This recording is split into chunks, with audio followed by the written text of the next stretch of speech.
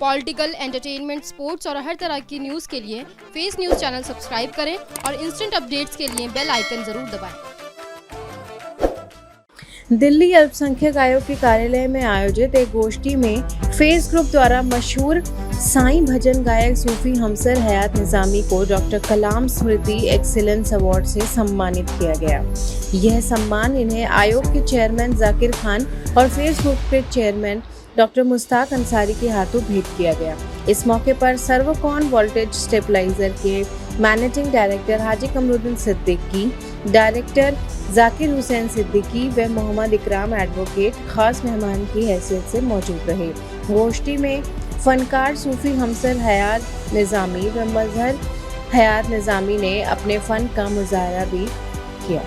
Hello viewers, आज हम मौजूद हैं दिल्ली माइनॉरिटी कमीशन के ऑफिस में। आज हमारे साथ मौजूद हैं जाकिर खान जी, जो कि चेयरमैन हैं। सर, आज हमसर हयात निज़ामी जी हैं, उन्हें कलाम स्मृति अवार्ड से सम्मानित किया गया, तो इस बारे में आप क्या कहना चाहेंगे? देखिए, डॉक्टर मुश्ताक साहब फेस ग्रुप के चेयरमैन हैं और ये बहुत ही एक अच्छे इंसान है और जिस तरीके से ये प्रोग्राम करते हैं और समाज से चुन चुन कर उन व्यक्तियों को लेके आते हैं जो समाज के लिए समर्पित होते हैं और वो समाज में काम करते हैं। समाज में काम करना अपने आप में एक अलग बात है, मगर समाज में इस तरीके के काम करना जो गंगा जमनी तहज़ीब को एक साथ लेने वाले हों, हिंदू मुस्लिम एकता की बात करने वाले हों। हमने देखा कि कई बार रामायण का पाठ हो या कुछ ऐसे मुस्लिम कार्यक्रम हो, हर धर्म के लिए मुश्ताक जी काम करते हैं और वो समाज में चुने हुए उन लोगों को अवार्ड और सम्मानित करते हैं जो समाज के लिए बहुत काम करते हैं।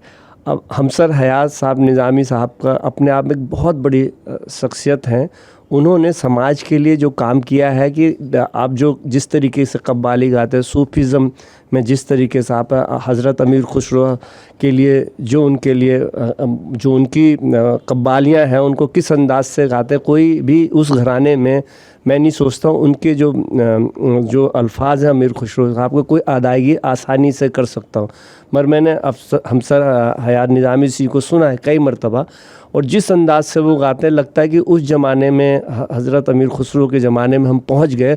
वही लहज़ा, वही सुर और जिस तरीके के छंद और यूँ कहिए कि वो जो उन्होंने गाए उसी अंदाज़ में बड़े आसानी के साथ गाते हैं।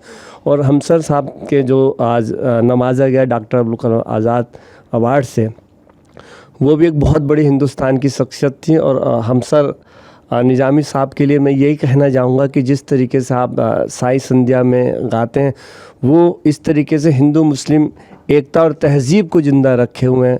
इनके दिल में जो जज्बा साईं के लिए है वही जज्बा हज़रत निज़ामुद्दीन के लिए, मगर इनके मन में कोई भेदभाव नहीं है कि मैं किसके लिए गा रहा हूँ। वो इसलिए गाते हैं कि हिंदुस्तान की जो तहज़ीब है, हज़रत अमीर खुसरो के जो सपने थे, हज़रत निज़ामुद्दीन औलिया के जो सपने थे, वो सपने ये थे कि हिंदुस्तान में एकता बनी रहे, हिंदुस्तान में हर वर्ग हर धर्म के लोग उनके मिलजुल कर रहे। यही कारण है कि हज़रत निज़ामुद्दीन औलिया की दरगाह में जाए वहाँ हर धर्म के लोगों की मुराद पूरी होती है, वहाँ हर धर्म के लोगों के सजदा होते हैं, वहाँ किसी धर्म के लिए कोई बंदिश नहीं है, ना दरवाजे बंद है।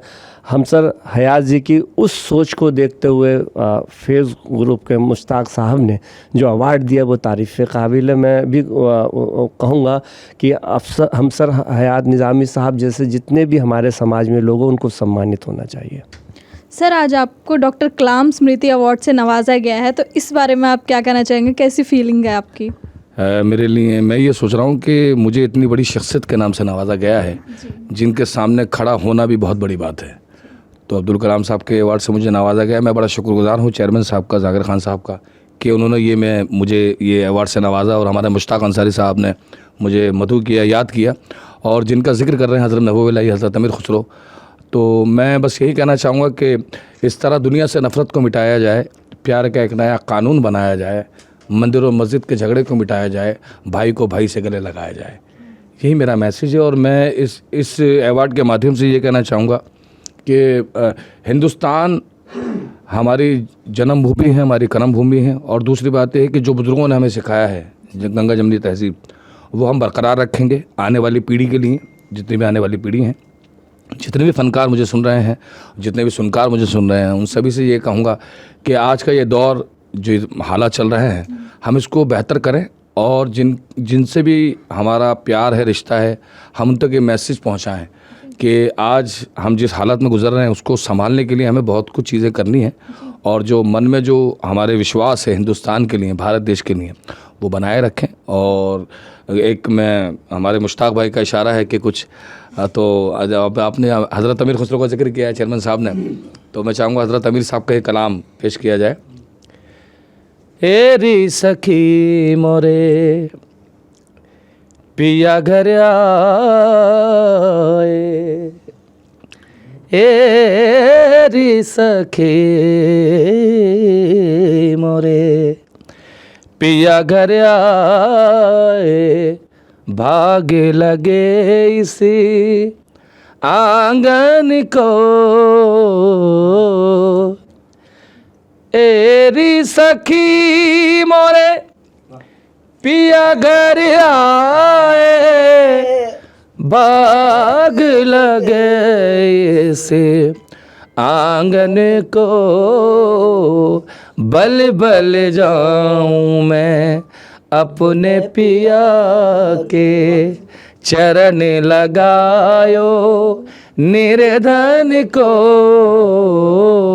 बल बल जाऊं। इसमें एक शेर है चेयरमैन साहब जो मुझे बहुत पसंद है। मैं तो खड़ी थी आस लगाए, मैं तो खड़ी थी आस लगाए, मेहंदी कजरा